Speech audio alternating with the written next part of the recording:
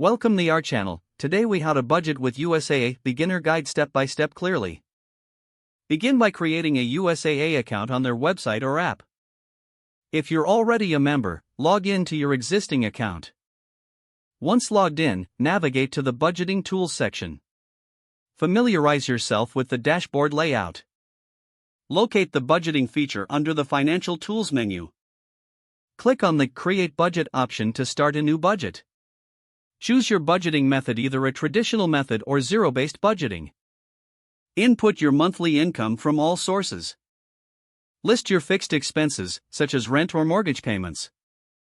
Add variable expenses like groceries, entertainment, and transportation. Assign a specific amount to each category based on your income. Feel free to adjust these amounts to reflect your spending habits. Review your budget to ensure that all categories are covered. Set financial goals, such as saving for emergencies or paying off debt. Utilize USAA's tracking tools to monitor your spending. Check your budget regularly to stay on track. Make adjustments as needed based on changing expenses or income. Consider creating a savings category for unexpected costs. Engage with USAA's financial education resources for additional tips.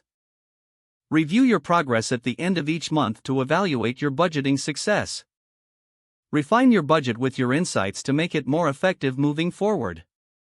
If the page does not load, refresh the browser or try again in a private or incognito window.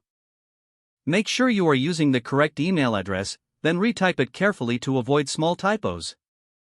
If your password is not accepted, use the reset option and create a new strong password you can remember. Check your spam folder for verification or security emails, then complete any requested confirmation steps.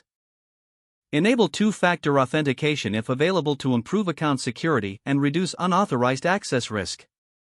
After signing in, review your profile details so your contact information and settings are accurate and current.